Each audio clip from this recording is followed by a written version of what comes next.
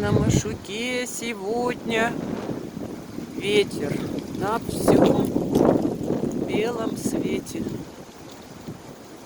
Но у природы нет плохой погоды. Есть несоответствующая погоде одежда.